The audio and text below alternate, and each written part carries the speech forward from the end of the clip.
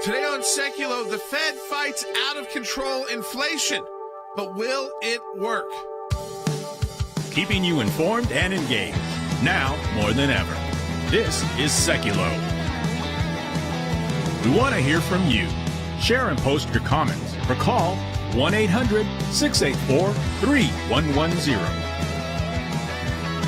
And now your host, Jordan Sekulow. Hey, welcome to Sekulow. We are taking your phone calls at 1-800-684-3110. That's 1-800-684-3110. So after we were off the broadcast yesterday, the Fed made that interest rate hike, the 0.75%, which is a major increase, the biggest increase by the Fed since 1994. Stock market starts falling again. It's dipped below 30,000. You know, it's hit that 30,000 number, went well above it, but now it has dipped below, and it's kind of hanging around there. It's gone up to, depending on when you're listening to us today on the broadcast. But if you're live with me right now, it's right around there. And the question is, of course, how this all affects you, short-term, long-term. You know, why the Fed does this, which, remember, is somewhat of an independent entity, though the president selects the Fed chair and members of the Fed. They are not, in a sense, they serve longer terms usually than the president, and you see a lot more consistency there, not so much partisanship, and it's whether or not they acted too late, whether this will, again, impact inflation. Now, that was the point there, is that this is supposed to, impact and help inflation, strengthen the dollar. So we don't go into a recession. So we don't go into the R word, which is recession. Now, people hear recession and they think everybody losing their house in the mortgage crisis and the mortgage bubble of the final year of the Bush administration. Yep. And that was a great recession, is what they called it. Almost a depression is what it, I mean, it was right on that line because of the amount of people losing their homes. Yeah, and there was also a situation where you didn't have the government, including the Bush administration, got caught totally off guard. And they were on their way out. And they were on their way out, but they were totally off guard. So we're not talking about that kind of situation. Recessions happen, Harry, periodically within economies. I mean, let's define what a recession is so people don't panic over this. So, put simply, Jay, a recession is simply two consecutive declines in economic growth measured by the gross domestic product figure. What comprises the gross domestic product?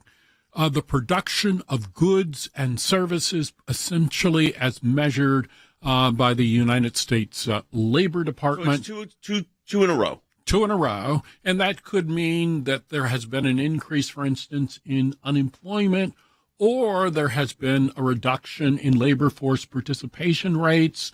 But essentially, it means that economic activity has declined, and recession is an ever-present possibility. It's not necessarily a likelihood.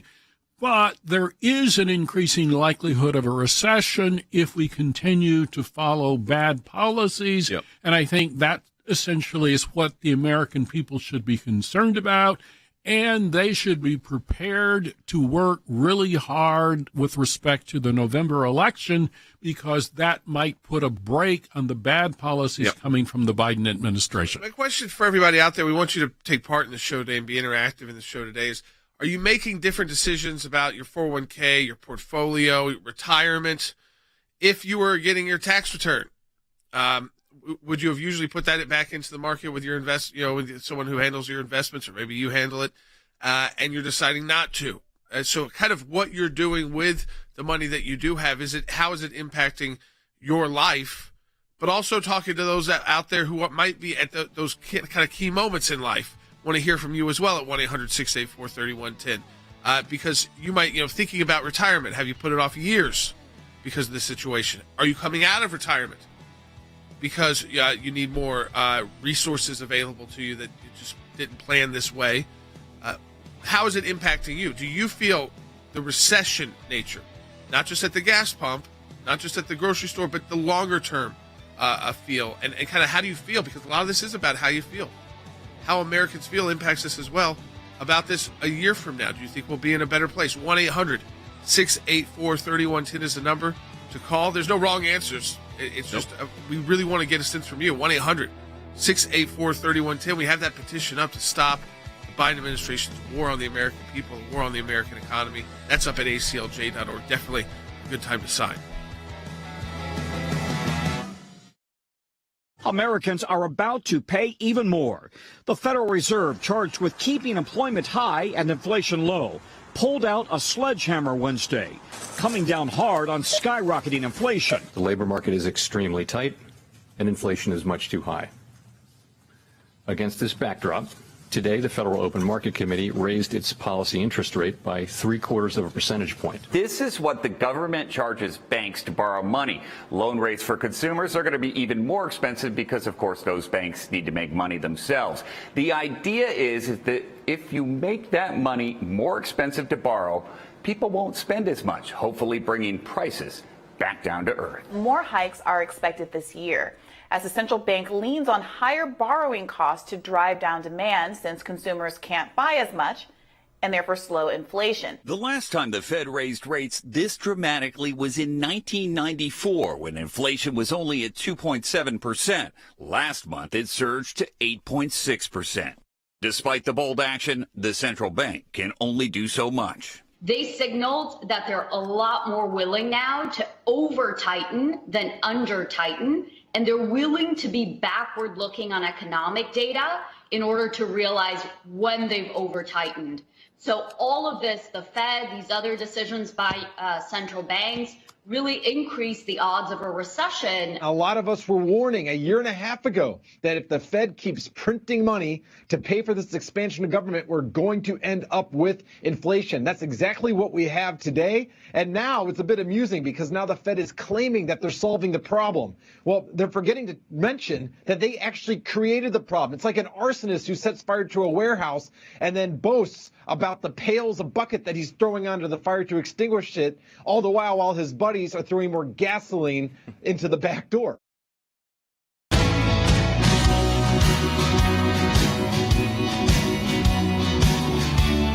right, welcome back to Sekulow. We do want to take your phone calls to 1-800-684-3110 because I want to understand how you see it. So when you get the news, because the news will make huge deals about this, I'm not trying to downplay the news, we're talking about it. So it obviously has an impact when it's the largest rate increase by the Fed since the early 1990s. Okay, so when you see moves like that, how does it impact you is what I want to hear from 1-800-684-3110. Do you have questions? Does it change more about, if you've got a 401k, more about how you're planning for the future? If you're thinking about retiring or you are retired and thinking about maybe having to come out of retirement, if you've got young kids and that kind of situation as well. We just want to hear from folks because one very important part about economics and economic recovery is that the feel in the country. So if we all feel like this Biden administration's horrible, they don't know what they're doing, that can, and listen, I believe that. The Fed is somewhat independent of the Biden administration, but if you do feel that way and you continue to feel that way, guess what? That has an impact. So it's kind of like when people start pulling back spending, pulling back decision-making, stop hiring, or come out of retirement, take jobs that they're qualified for, but, didn't think they were going to keep working. All those things have an impact on all of us at every level. Sure. And I think it's just important to hear from people at 1-800-684-3110 about interest rates and items like that. So let's start with Tim in California on line 2. Hey, Tim. Thank you for taking my call. Sure. First place, I think it's a crazy idea to raise the interest rates. What's going to happen is people would have credit cards, interest rates going to go up, it's going to cut down on spending, it's going to have a negative effect on the housing, it's going to make the situation much worse, and then we're going to be in a depression.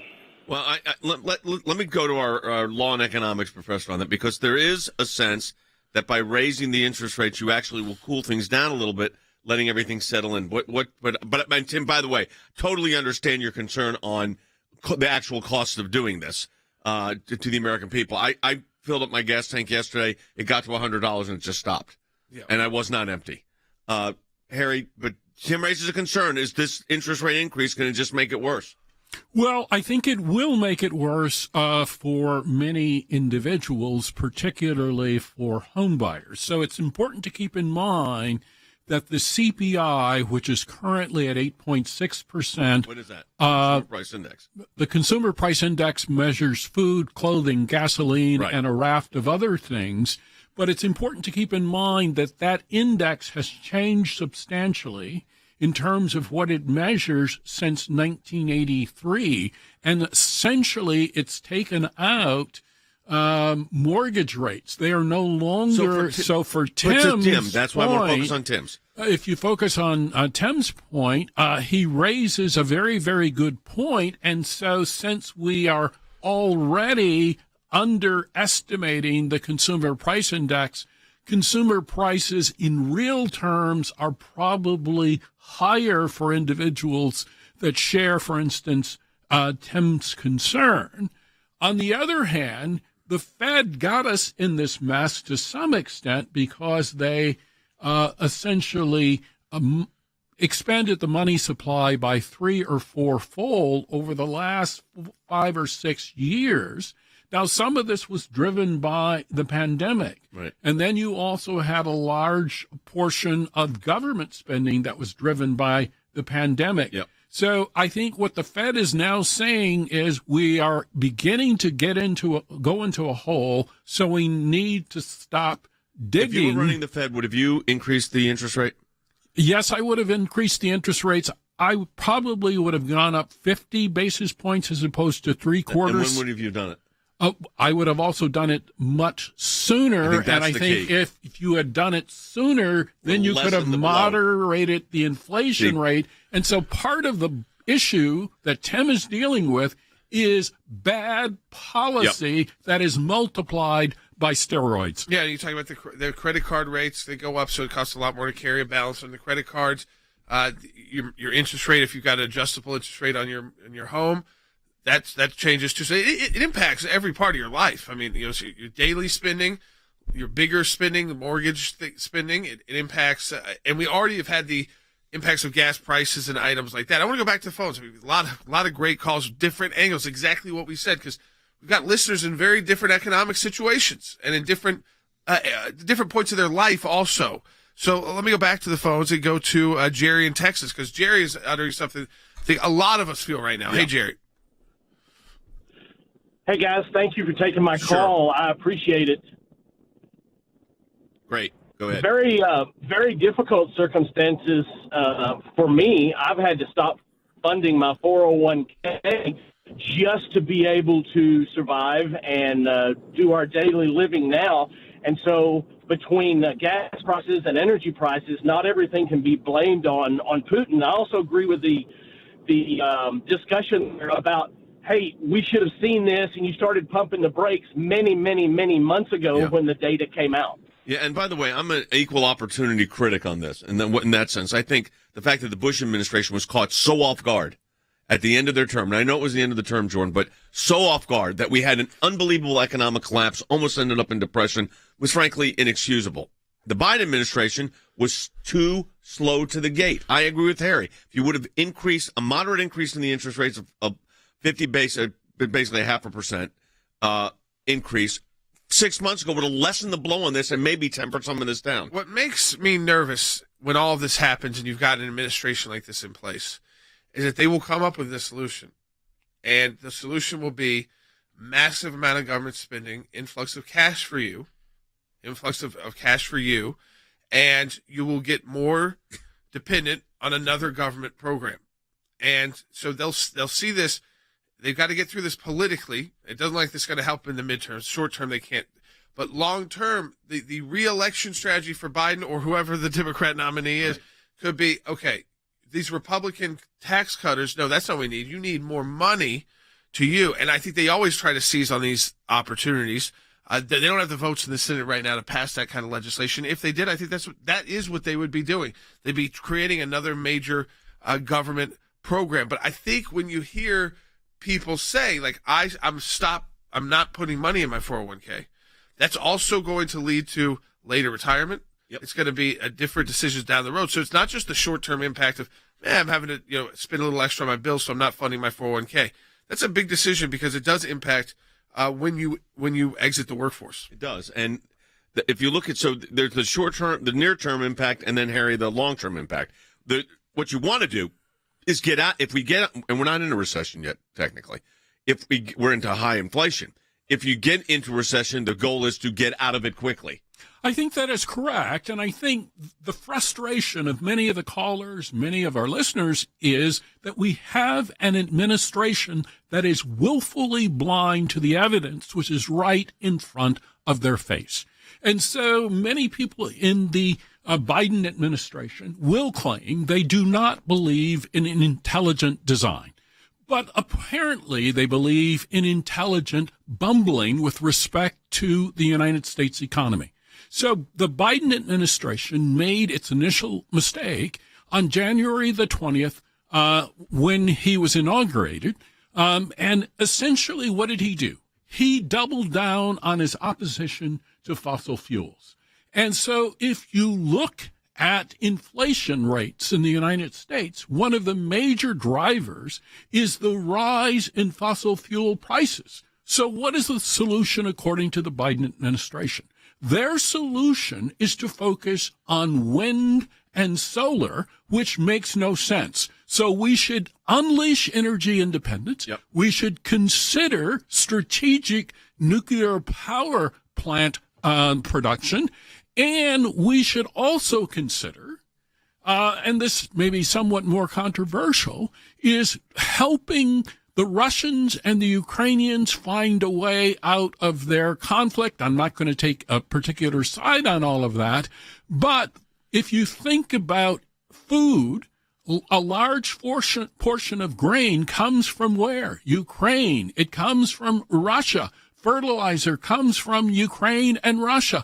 All of these things are combining to drive up inflation.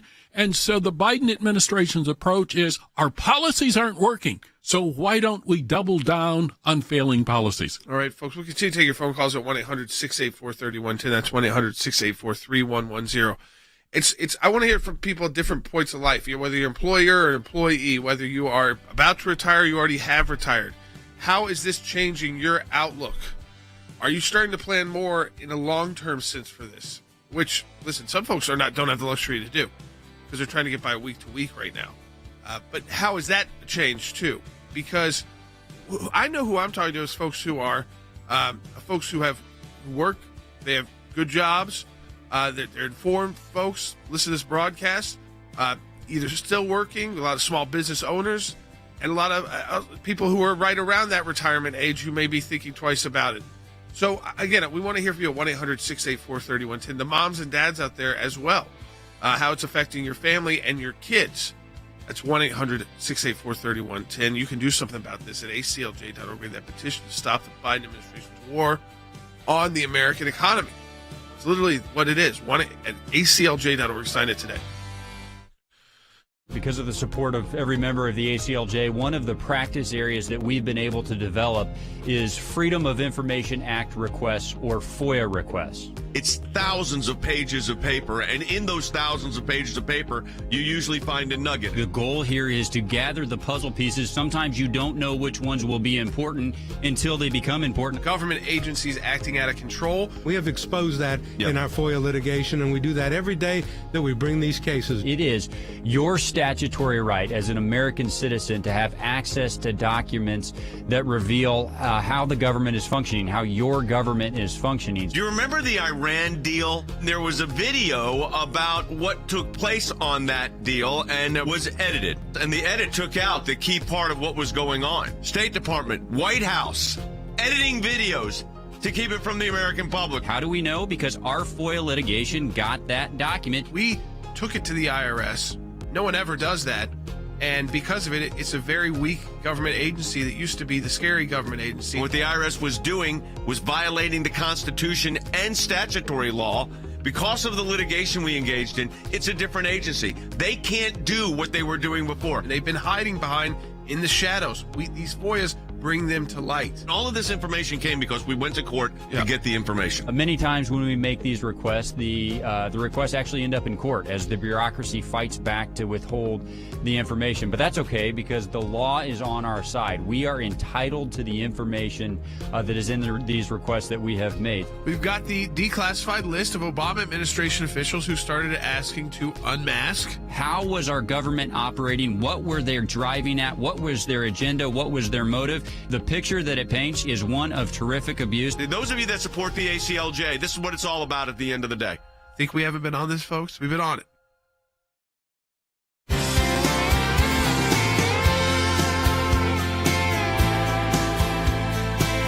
Welcome back to Sekulow. We continue to take your phone calls at 1-800-684-3110. That's 1-800-684-3110. You know, I want to say something. We've got a petition up at ACLJ.org because we had Senator Blackburn on just a couple of days ago, and we laid out a plan on energy and things that can be done immediately to alleviate burdens on the American families. And we're working very closely with our office in Government Affairs in Washington.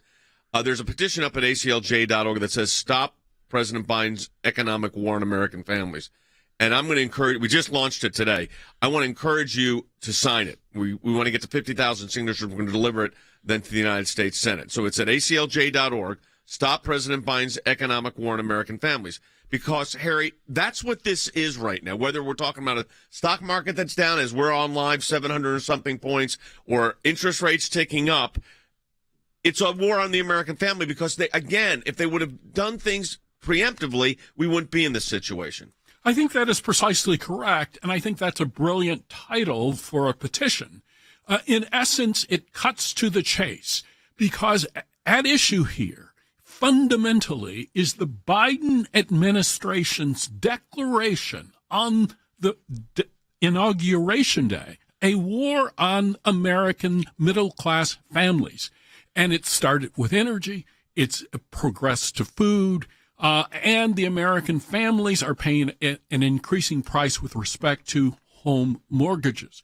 But the Biden administration is simply tone deaf. They refuse to really hear from the American people, and I think the American people are increasingly frustrated with this. And so the Biden administration is telling gas and oil companies to be patriotic. Meanwhile, the Biden administration wants to shut down oil and gas in the United States. It makes no sense. So, but we are going to make sense, and we've got a concrete plan of action that we've laid out to address this, to get the oil prices down, open up our reserves. Don't rely on Venezuela and Saudi Arabia. Maybe they'll help, maybe they won't. But we've got to. There needs to be an immediate fix, and we no panic. And then you've got an election coming up, Jordan, in November that could blunt the rest of their policies. You're not going to be able to get things through his desk, the president, but you are going to be able to blunt policies. That's right. And I'm going to take this call because this is exactly we had this exact conversation today in our meeting today. That if this scenario that came up, Greg in Michigan Online 6. Hey, Greg. Hey, how you doing?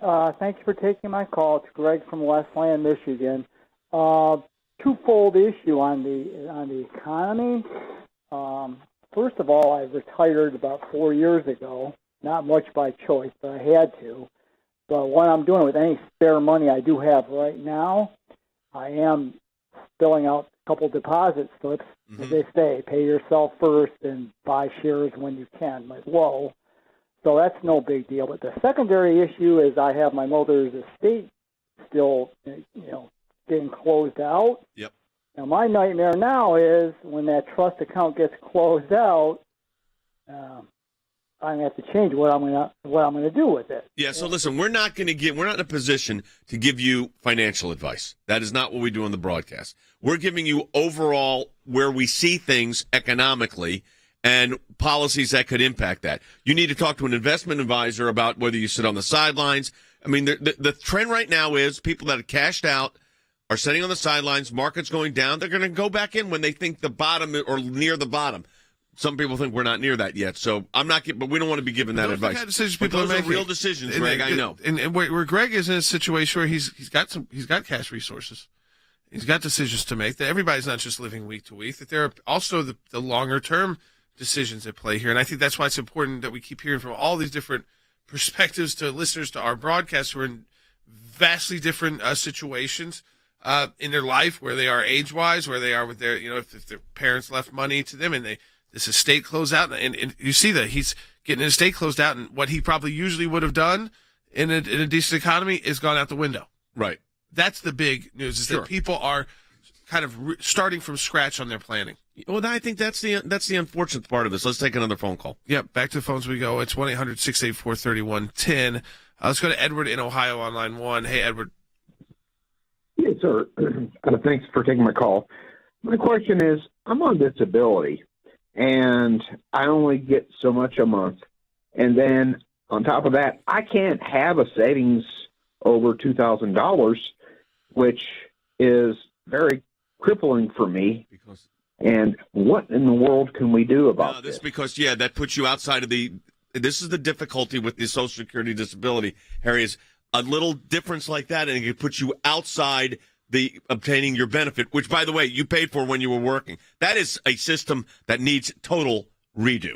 I think that is correct. But rather than focusing on bread and butter issues, the real frustration is the Biden administration is focused on climate change. That's much more important to them than the bread and butter issues that affect the American people. How do they pay for gasoline? How do they pay for food? And essentially, the Biden administration has issued its own plan to deal with all these problems. It's called disdain. They disdain the middle class. They disdain the working class. They disdain the things that occupy the emotions of people who are really caught in the middle, perhaps because of no choice of their own. Yep. I want to go to Ann in California on line 3. If asked, for people, what different situations and different choices they're making at different points of life, because I think it's important for everyone to hear, because we got people in all those different points of life listening. And welcome to Sekulow. You're on the air. Thank you so much for taking my call. Yes, my husband and I are moving from Southern California to Tennessee simply because of this inflation and how difficult it is here. Sure. About 4 years ago, we remodeled our home. And now with the extra on our mortgage, we're, faced with, our retirement isn't going to look like what we had planned. So, Ann, let me tell you this. You are, I cannot count the amount of people that are saying they're moving from California to Tennessee or California to Texas or California to Florida. It's breathtaking, which has kept the real estate market up in these areas very significantly. But these are, you're hearing, these are very important stories for us to hear because we can then translate these into the United States Senate. For instance, you're talking about Tennessee, your senator would be Marsha Blackburn. She is on top of this. We're working with her. She's being aggressive about this. We are on top of this to get relief to the American people. But you're probably making a very wise getting out of a high tax state to a no state income tax state makes a lot of sense. Yeah, I mean, those are people are making moves in retirement. They're already in retirement. Yep. And decide to go through that process, sell the house, move cross country into a state with a better tax system or a different economy where they can get more for what they're able to sell their house for.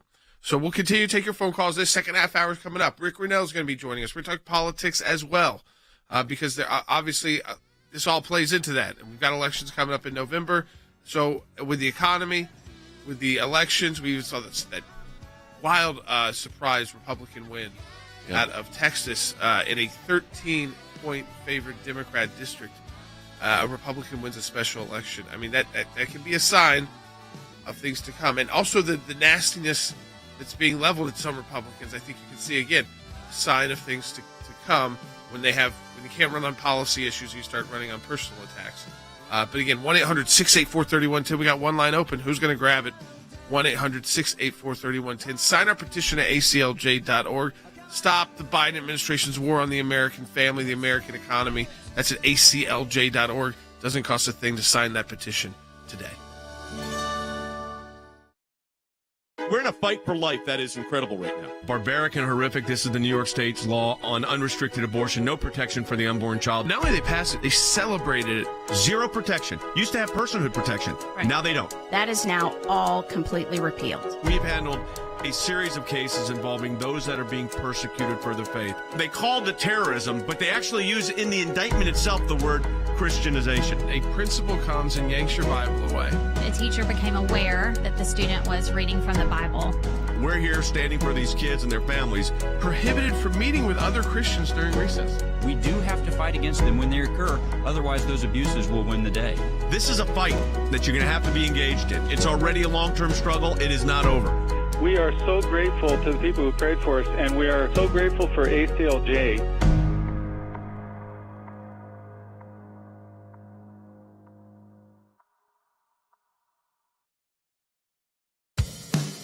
Keeping you informed and engaged.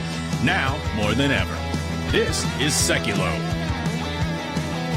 And now your host, Jordan Sekulow. We're going to get back to these issues. Rick Grenell is going to be joining us next segment of the broadcast. But as you know, with Rick, we'll continue to take your phone calls, too. Phone lines are coming in right now. I know we've got a couple people been holding. So, Sandy, we'll get to you first when we get back to the phone. So just hold on, because there is some ACLJ issues we want to let you know about that are specific to our work, legal work that we do at the ACLJ, and religious liberty work that we do. And we're going to cover the economy, cover politics as well. But there's a case that we talked about back in Easter.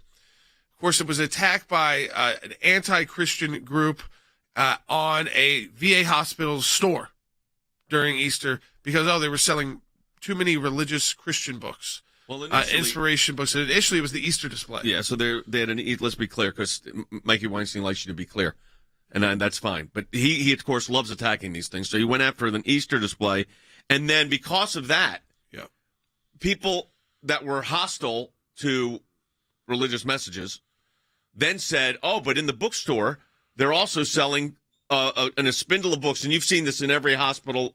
The VA doesn't pick the book titles out. It's a private company. These are inspirational books. And a physician at the hospital demanded them to come down. And we had sent a letter, and in our letter that we sent to the VA, we specifically said that the VA, and this was in Albuquerque, had requested the removal of Christian religious literature from the Patriot store based on a faulty understanding of the Establishment Clause. First of all, Wes, the VA hospitals, and you're a veteran, of course, play a very important role for our veterans. Absolutely. As a matter of fact, I have a service-connected disability and receive part of my care at a veterans hospital. Easter, of course, is a religious holiday. It is a Christian holiday, but in that hospital, you have wounded and ill veterans having surgery, and their families.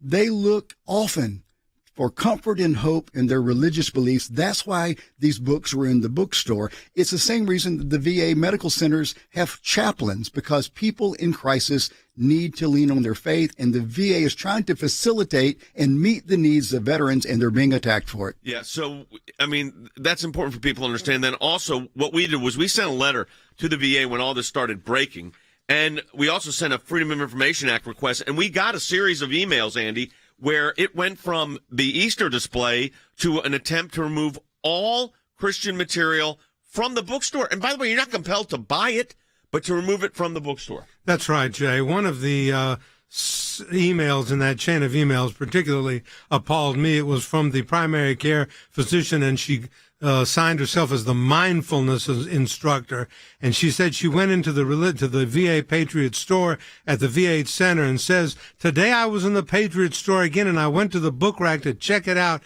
and I'm sorry to say I counted 32 clearly Christian books on the rack, exclamation point, 32 exclamation point. The few others there are secular." This is not prohibited by the Constitution or the laws of the United States. And here's the good thing. The follow-up email. Now, there's 15 emails we haven't seen, so we may have to go to court on those. But the VA administrator got our letter also, and he said very clearly, to be clear, you are not to pull Bibles. Choice books should merchandise books on the spindle as they always have. Then he said the Easter plate they removed because it promoted one religion. That was their view of the Establishment Clause. But he was very clear, you are not to pull Bibles. Choice books should continue to put up inspirational books if that's what they choose. They're the vendor. If that's what's selling. They're making business decisions here. Obviously, the reason why they had mostly inspirational Christian books is because that's what was selling at that particular VA bookstore. And so they should be able to make that decision about what books they want to sell based off without hindrance. Based off their choice, without hindrance from these nuts in Mikey Weinstein's world. That's what he is. He's insane. And he's going after VA bookstores. And I think that when you act that way, you think about the position these people are in the hospital. I think you just have to, again, we have to fight back. We don't let them, we don't stop the fight. So it's well past Easter, and we're still fighting back at ACLJ. That's the difference. ACLJ.org to support our work. We're going to continue to take your phone calls as well at 1-800-684-3110. That's 1-800-684-3110. 3110. But I think it's a good reminder, these angry groups, they're still out there. We don't spend as much time on them lately because they haven't made as much news recently because they don't win in court. So occasionally they can get a VA hospital to do what they want, because if you had to do it in court, there would be not even a debate on who went.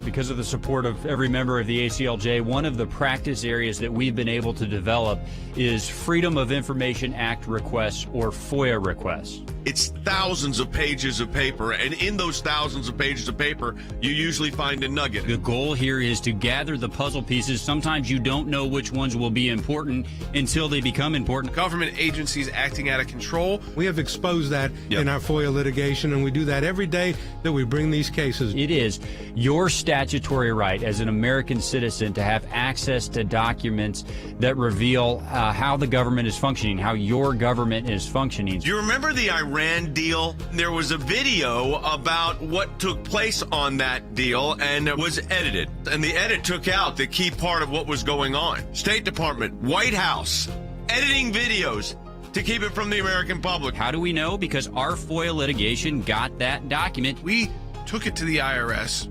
No one ever does that.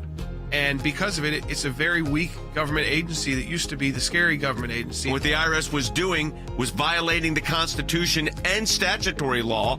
Because of the litigation we engaged in, it's a different agency. They can't do what they were doing before. And they've been hiding behind in the shadows. These FOIAs bring them to light. And all of this information came because we went to court to get the information. Many times when we make these requests, the requests actually end up in court as the bureaucracy fights back to withhold the information. But that's okay, because the law is on our side. We are entitled to the information that is in these requests that we have made. We've got the declassified list of Obama administration officials who started asking to unmask. How was our government operating? What were they driving at? What was their agenda? What was their motive? The picture that it paints is one of terrific abuse. Those of you that support the ACLJ, this is what it's all about at the end of the day. Think we haven't been on this, folks? We've been on it.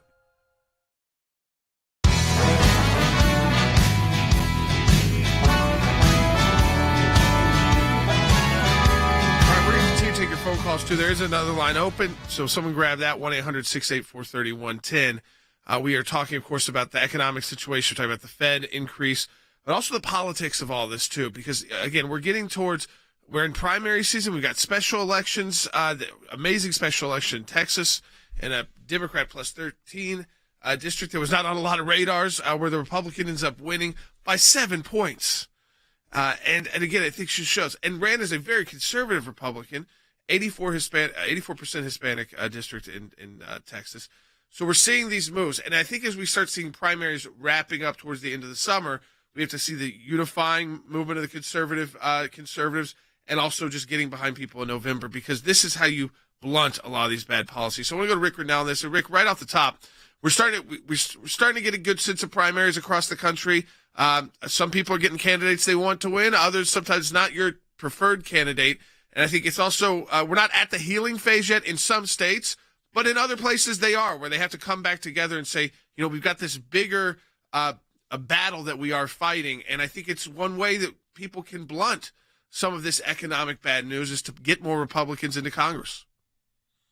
Yeah, I actually think that the gas prices are probably the number one issue in most campaigns, and it's probably an issue where you could just win on just talking about gas prices alone. We've seen them triple, and people don't understand. And I think that's why so many Republicans that are running who haven't been on the radar suddenly are winning. I also think it's got a little bit to do with the phenomenon that's happening in the Republican Party, where first and second generation Americans have decided that the conservative side is their side. They're seeing wokeism, fascism, a march towards totalitarianism, and many of the first and second generation Americans left countries where fascism was on the rise. They see a media that keeps trumpeting the ruling party's messages, and that's filled with unbiased advocacy, and so they're rejecting that. We'll see what happens. We've got Missouri and Arizona coming up, two big states, August 2nd. That seems to be the next big focus. and we'll see what happens in those races. But clearly, there's a huge shift in the electorate. Well, I think of the fact that you had a district in Texas that Republicans hadn't had in over 100 years, and it was a plus 13 Democratic district, and the candidate, the Republican, wins by plus 7, which is a 20-point swing. I think, Rick, what you're saying there is new generations of leaders are emerging, second generation from immigrant families, like I am, a second generation from an immigrant family, and all of a sudden the conservative view tends to be the better one politically for the American people. Yeah, and I also think that this woman who just won in Texas, who was not expected to win, when you look at her commercial, here is a Mexican-born American, and she's talking about the border. She's talking about having a strong border and a secure border, and her husband is a border agent. Now, that's not the left narrative. The left wants you to think that if you're for the border being secure, that somehow you're anti-immigrant. And I think it's just completely the opposite. If you've waited in a long line, you don't want anyone cutting the line. Yeah, you're absolutely 100% right. Yeah, well, yeah. I mean, you talk about Myra Flores. We were talking about first and second generation. She was born in Mexico, and I saw one of her ads, and she's running pro-life. She's not running away from core conservative issues either, or trying to play out like there's somebody they're not. I mean, she ran as Rick said, a very conservative Republican as well, but she was able. When I saw her, I said, "This is someone who's going to be able to talk to the district." It's 84% Hispanic. She's speaking the language. She also is understanding the culture, understanding the concerns and the issues, and can speak to it in a way different than any of us can. And so I think, too, that's why you invest as a party and as a movement into even longer term. And this was on the radar of the NRCC. I think they probably played it down because, again, it's a plus 13, so you don't overplay. But it was interesting because it's one of those, donate money to a lot of these candidates, and you usually in races, that means you would get an influx of those. This was not one that I was getting an influx of a request for. Let's go to the phones. We told people to take some calls while Rick is on about the economy. I want to get Sean's call out of California on line 3 because younger person in a different situation than a lot of where other callers have been. Hey, Sean. Hey, guys. How you doing today? Good. Tonight. Good. Hey, I'm calling in this evening. The reason is, look, I'm in here, California. I should be calling to say, hey, I disagree with everything you're saying, and you're wrong. The opposite here. 35 years old, not a super high earner, but beginning of this administration turnover, I had about $50,000 in savings, $550, just short of $60,000. Now, a lot of guys that were smarter than me, still are smarter than me, said, hey, you should really consider selling anything, security-wise stocks. If you got any of that electronic currency, if you made a big profit on it, sell it. So, look, I took their advice a little bit. I've taken an approach on this to try and get out of this bad situation and sell off some things. And this is way before this even hit. My net worth has dropped from almost $60,000 to the low teens in this administration. Yeah, this is the problem. And, Rick, this is the problem. There's a young man working, had a $60,000, $50,000 nest egg. Investing. Was he investing like Americans do? And, Rick, now his investments are down to $15,000 because the market has crashed about 6,000 points. I mean, this is a real problem. I keep saying to people, Rick, elections have consequences. Those consequences are policies. Bad policies also equal bad consequences. Yeah, there's no question. And I have to say that, the Democrats, for most of my life, have tried to, and maybe could argue, successfully owned the middle class and young people, where they were able to say, we're for the working class. I think the whole thing is flipped. I think Donald Trump brought in an emphasis on the working class, on middle America, people who are union members, who are struggling paycheck to paycheck, and they saw their lives be so much better under Donald Trump. Taxes were cut, gas was low, their 401k was just exploding, and they looked at the world and they heard Donald Trump say, other people around the world, allies, need to start paying their fair share. Don't rely on American taxpayers to pay everything. That really allowed the stock market to say, okay, maybe we're going to start spending on our own infrastructure. We're going to start spending on our own situation, our own people.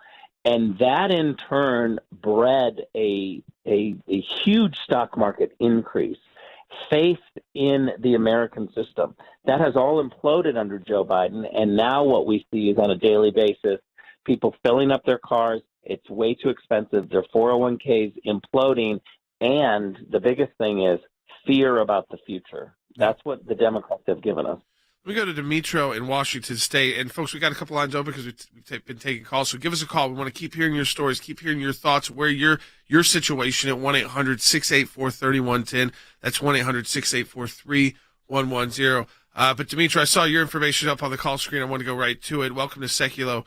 You're on the air. Hi, Jay. Hi, Jordan. How you doing? Good. Thank you for your hard work. Few words I wanted to say regarding my particular situation and my family. Within 4 months, I was sitting and realizing that my paycheck versus my spendings went up for average about $800 a month, $800 to $1,000. You know, my wife's not working; she's a homeschool mom. I am a medium to low earner. Good thing is I don't have any car payments or anything except mortgage, and I bought mortgage a long time ago, which makes it affordable. But honestly, I'm looking at the line where I'm struggling. And we have right now a lot of families, refugee families, where we're helping with them from Ukraine in our church and different other churches around us as well. And it's pretty hard, and it's harsh for them to find out how much it costs to live in this area. And this is like California or New York. Yeah. So, Demetrio, I wanted to ask you this. You said, so my understanding is you immigrated from Ukraine, correct? A long time ago, about 15 years ago. Okay, yes, and you help a lot of folks that have immigrated from Ukraine. And one of the things you told our call screener was that all this blaming Putin talk is you got your concern. And I want to go to Rick on that because, Rick, that is the message that the White House is tripling down on. Blame Putin for everything. The Putin price hikes. It's actually laughable. Because I'd like to meet somebody who actually believes that. The fact is that the Biden policies of taking away energy production, the Biden policies of taking away the Trump sanctions on the Russian pipeline have contributed more to the war in Ukraine than anything else. Senate Democrats joined the Biden administration to do this. And they cannot complain and completely blame Putin for this. You know, Rick, as always, we appreciate your insight. And I think, we're getting more and more into the politics, too. It's going to be great to have Rick helping to analyze all of that, these races all over the country and how they're impacting the bigger picture as well. 1-800-684-3110. As we said, we want to hear from people. We're going to take your calls as we go into the final segment of the broadcast. Different situation. We heard from a 35-year-old investor. We heard from an immigrant from who'd immigrated from Ukraine 15 years ago. We've heard from retirees. We've heard from people planning on what to do with their inheritance and issues like that. 1-800-684-3110. I give a floor to European Center for Law and Justice. Myanmar is reported to be the 12th most dangerous country for Christians in the world. Innocent civilians are facing a grave threat from the Burma army. The army is especially using violent tactics against pro-democracy forces and religious minorities. Since the coup in February 2021, the Burma army has tortured and killed thousands of people. It is destroying civilian homes, hospitals, clinics, shelling civilians and forcing Myanmar into a civil war. Its campaign of terror includes raining rockets, machine gun fire, and bombs from jets and helicopters, leaving the streets littered with the dead and wounded. Since the conflict began, the army has murdered over 1,800 people, arrested over 13,000, and has detained over 10,000 people. Of those arrested, 68 people, including 2 children, received death sentences. As a result of this violence, over 400,000 civilians have been displaced, and the number of people requiring subsistence assistance has risen from 1 million to 14 million this year. In a June 1st report, our on-the-ground source, Free Burma Rangers, reported that the Burma army has been terrorizing the Kale Township area for months. They are killing and torturing villagers and burning down their houses. Intent on causing as much pain as possible, the army has prohibited the Rangers from providing aid to these people. The Burma army has unleashed its reign of terror, destroying any threats it sees. It's time that the United Nations take action before more innocent lives are lost. We take every opportunity we can at the UN to point out human rights atrocities. And we do that in the Human Rights Council's general sessions, and we do that at the working group on your universal periodic reviews. You have to bring this up constantly. You have to, it's not friendly territory at the UN, but you have to be there. It's the Ministry of Presence.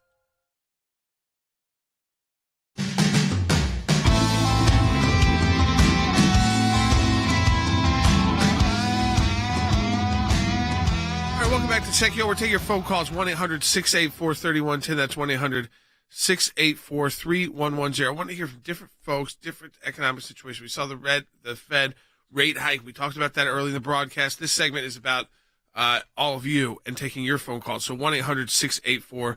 I'm going to go to order where people have been holding on. So Sandy, first in North Carolina. Sandy, appreciate you holding on. You're on the air. No problem. Thank you, gentlemen, for taking my call. Good afternoon. I'm calling from North Carolina. My husband and I are in our mid-50s. We've worked all of our lives, worked hard, and put money aside. Major health crisis hit in 2014 for me. And as a stay-at-home mom, I'm not able to collect disability, and because of my husband's income as well. So we are paying, thanks to Obamacare, we lost my insurance. So we're paying everything for my health care out of pocket. And we were just making it. With Trump, we were doing a little better. We had some room to breathe, which was a blessing. Now, because of the hike in gas and food, just to be able to afford food, gas, and my medications out of pocket, I've actually had to take on remote working part-time jobs just to be able to help my husband cover my medical expenses and my medications, food, and gas. I mean, that is the kind of decision we're seeing. People reentering the workforce too. There are jobs in the workforce. Yep. A lot of them are not necessarily jobs that you could live off the wage, but because of the inflation. But if you need to supplement income, those jobs are available for people. But it's making them make decisions again through a tough medical situation. Yeah. So probably wouldn't have made 2 years ago. So here's the thing. There is a solution to the energy crisis, which is so much of this is driven by the cost of fuel and gas. We know that, and food. But the energy crisis could be solved. If we opened up the pipelines that were almost done being built, we went from energy exporter to an energy dependent country in 20 months, 18 months. We could reverse these policies. Marsha Blackburn's working very aggressively on this. We're working with her. I will also tell you that I believe that in the November election, you're going to see a big shift in the House and the Senate, and that will at least stop the crazy policies, the policies that are causing it to make it worse. Because part of this is something you said the other day, Jordan, I think is right. I think part of this they wanted to happen, and then it got out of control. Yeah, went too far. Yes, they certainly wanted to change the makeup. The idea of they wanted people to think who were in that car market range, they could afford an electric car, to think, I'm going to choose the electric car now. They weren't necessarily thinking that everybody was going to have to buy one because the gas price would be at, $7, $8, $9. But they wanted people to start making the shift who could make that decision, who would start saying, you know what, I'll go through that kind of the hassle. Even though people like Elon Musk have admitted it's not ready for everybody yet. The grid is not ready. It's not set up for long-term travel yet. So, I read this Wall Street Journal article. It was about how many additional hours it took to go from like New York to New Orleans in an electric car, because you had to plot out all these different places if the charger was working and what if it wasn't working. And again, it's one thing if you're a short commute in a city. That's a different scenario. So they got to that point, and I think people were making those decisions. But then it got out of control, and doesn't seem like there's a captain of the ship that has confidence. So Joe Biden is he seems very angry. But anger doesn't get you anywhere. Policies do. And the blaming Vladimir Putin, even if you honestly believe that, and like Rick said, I don't think anybody does. No one does. Even if Ukrainian immigrants calling say they don't believe that. Even if you did believe that, come up with a solution. Right. They say it without a solution also. So back to the phones we go. I want to keep going. People have been holding on. Eva in Georgia on line 5. Hi, Eva. Hi. Thanks for taking my call. Sure. I've been retired for a while now, and we had a cost of living increase this past January, Right. which I was kind of excited about. It was just under 6%, but the Medicare premium that I have to pay every month went up just over 14%. Right. So you have to work to make ends meet, right? Right. But the minute you do that, if you make too much, then your Social Security gets taxed. And now with everything else going up, it's like, okay, so what do I have to give up now? Well, here's what we have to do. We've got to change the rules. Because here's what's happened, even your situation. You paid tax on that Social Security money when they took it out of your paycheck while you were working. It's a double tax. Now they're trying to tax it again. And these rules, Jordan, that they have in place, we were talking about this, Harry, where it can penalize somebody for making just a little bit more money has to stop. Yeah, You've got to get those changed. And that's where leadership in the House and Senate and ultimately in the White House will make a difference. Yeah, I mean, I think that's shocking to people who aren't in that situation. They hear that, you got to keep it under an amount or else you'll lose your benefit. I mean, It's down to like the dollar. And so, again, these are policy changes that can be made quickly. These don't take constitutional amendments, doesn't take Supreme Court cases, doesn't take years of litigation. It is policy. And Congress, when it comes to the economics, I think, listen, there's going to be a lot of things presented by a Republican House and maybe a Republican Senate to President Biden. He's going to reject most of them. But there might be a couple that actually get through. And they're certainly not going to be thinking about raising taxes because they're not going to be able to, they don't have the votes on that now. They're certainly not going to have the votes on that after the November election. Let's try to grab another call. Darlene in North Carolina on line 1. Hey, Darlene. Hey, how are you? Good. So I just wanted to say that when Trump was in office, my 401k flew. I mean, it did fantastic. And I've just retired this year, and I'm on Social Security fixed income.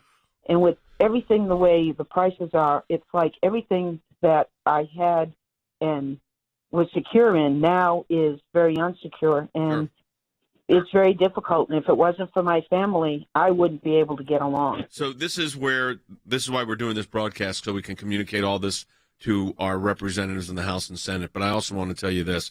I'm looking at the market right now. It's down about 700 points. Now it's under 30,000. Here's the thing. But nobody should be panicking, okay? Nobody should be panicking. We're going to work on this. We're going to get policies in place. There are actions we can take. We just got to be aggressive on this. Yeah, and I think, listen, I think what's scaring people now was that short term. There was COVID. There was a lot of relief from, so things, your stocks were doing fine. Your 401ks were doing fine. Your bills were doing fine. And actually, cost of things was going down because people weren't buying as much. You weren't spending as much to drive. You weren't traveling. I think where people are nervous now is that they see no end in sight yet because of Joe Biden. I think it's Joe Biden's leadership. And we talked about that with Harry. Just the feel. The feel is important here. Well, there's the emotional. The feel is, I don't trust these guys. I don't trust Karine Jean-Pierre and the economic team he has in place of these kids to get us out of this. So we talked about this in our meeting. So much of the stock market, for instance, there's the emotional factor, I call it. Yep. For instance, when you dropped under 30,000, people say, well, if 30,000 is the floor, we can live with it and then build back. Then it drops to 29,900. Now you're hoping it'll get to 30,000, at least close over 30,000. This is because the policies, is what Jordan's saying, is right. The policies are wrong, and when the policies are wrong, it's bad, and that's what's happened. Yep. Folks, we want you to support the work of the ACLJ if you're able to at ACLJ.org. Also, sign our petition to stop the Biden administration's war on the American family, the American economy. That's up at ACLJ.org. It's a brand new petition just launched yesterday. So I want you to check that out as well. That doesn't cost a thing. You can share it with your friends and family. I think, again, we need to see these Republican victories, conservative victories that are adding up in places that are even unexpected. Let's build on it into November. So, because we know that's the way out. Go to ACLJ.org, support our work. We will talk to you tomorrow.